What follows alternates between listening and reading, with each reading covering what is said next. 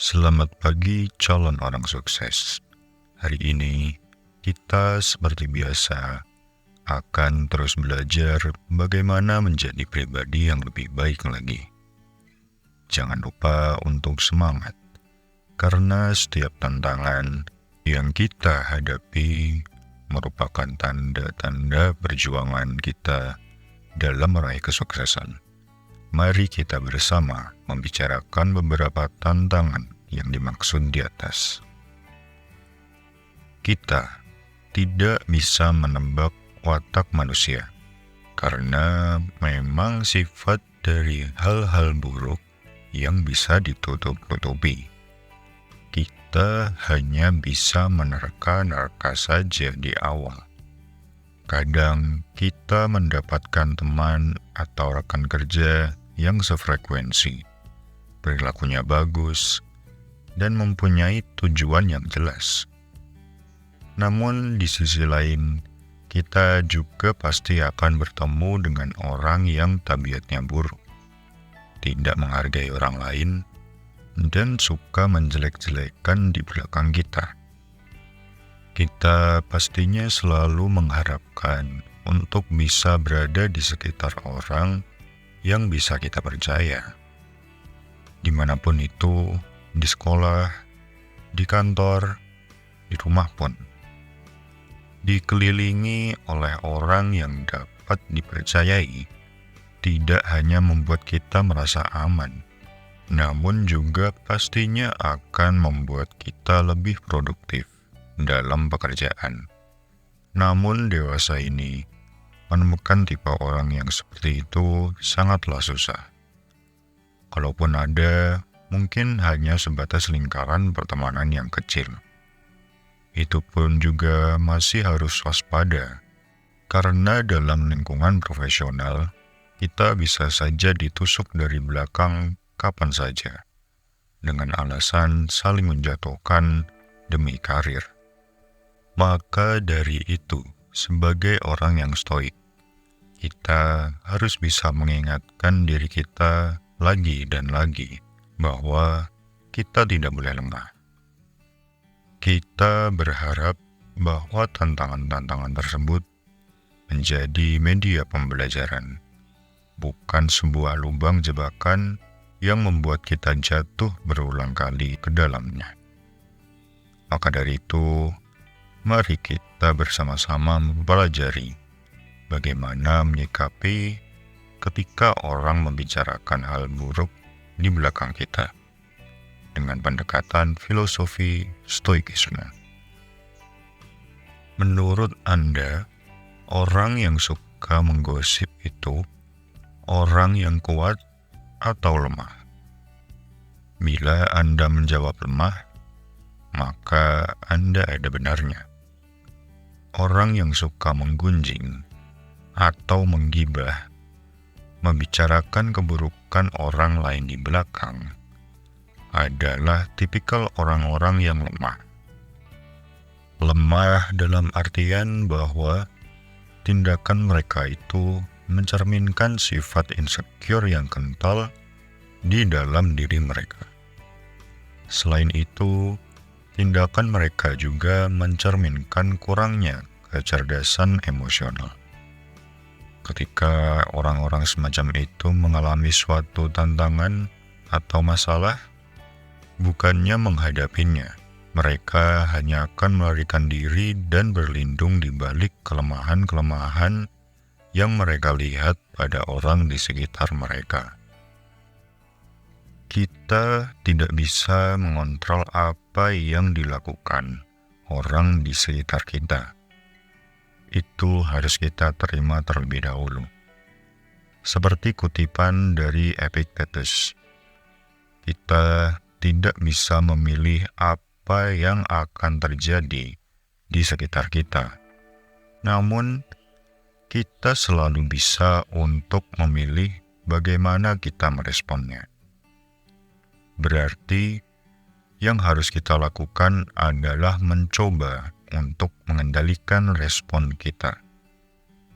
Bagaimana respon yang bagus menurut Anda? Apakah langsung kita labrak saja, atau kita menyerang balik dengan menyebarkan kejelekan orang tersebut? Sesuai prinsip stoikisme, kita berusaha untuk meminimalisir gesekan yang terjadi di lingkungan sosial kita, dengan harapan kita menggunakan pikiran dan tenaga kita pada hal yang lebih bermanfaat. Jadi, yang kita lakukan di sini adalah diam dan tidak membalas. Namun, bukannya kalau kita diam saja itu berarti kita membenarkan anggapan buruk mereka. Mungkin Anda berpikir begitu. Teori stoikisme memberi pesan pada kita. Nilai dan karakter seseorang tidak ditentukan oleh opini dan anggapan buruk orang lain, melainkan oleh pilihan dan tindakan kita sendiri. Jadi, dengan berpegang teguh dengan nilai positif diri sendiri dan tidak mudah terpengaruh oleh penilaian dari luar, merupakan sifat yang wajib dimiliki oleh seorang yang stoik. Saat Anda berpegang pada prinsip yang positif dan stoik, dan prinsip tersebut tercerminkan oleh tindakan-tindakan Anda, lambat laun pun orang akan bisa menilai dengan lebih objektif mengenai diri Anda. Dan orang yang menyebarkan hal-hal buruk tentang Anda, entah itu yang bersifat merendahkan atau memfitnah, akan terlihat tabiat aslinya sendiri ketika dinilai oleh orang lain. Dan untuk kedepannya, orang yang sefrekuensi dengan Anda akan mendekat dengan Anda, terseleksi dengan sendirinya oleh tindakan dan prinsip Anda. Tapi seringkali ada perasaan tidak tenang ketika kita mengetahui bahwa kita sedang menjadi bahan pergibahan. Pada umumnya, itulah yang terjadi. Kita merasa gelisah dan tidak bisa mengerjakan rutinitas dengan normal. Sedikit-sedikit kepikiran. Mau masa bodoh pun juga tidak semudah itu apabila dicoba. Serba salah kan jadinya.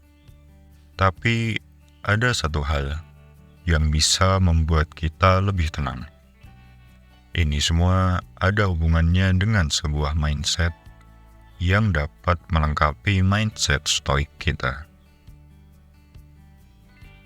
Hal yang dapat kita lakukan yaitu mengucap syukur. Anda mungkin tidak menyangka berapa banyak hal yang bisa diobati dengan mengucap syukur. Dengan mengucap syukur, di dalamnya kita sudah secara otomatis melakukan dua hal. Yang pertama yaitu menerima dengan ikhlas apa yang sudah terjadi, termasuk perilaku orang lain yang kurang mengenakan. Yang kedua adalah kita memanifestasikan hal-hal baik untuk bisa datang kepada kita ke depannya. Dalam pembahasan ghibah sendiri dalam agama Islam, ketika orang membicarakan hal buruk yang menjelekkan di belakang kita, maka dosa kita akan dikurangi. Jadi, tidak ada kata lain selain mengucap syukur apabila kita merasa gelisah yang berlebih karena perlakuan orang lain. Sekian video kali ini. Apabila Anda masih penasaran dengan topik mengenai dunia pergibahan, Anda dapat menonton video berikut.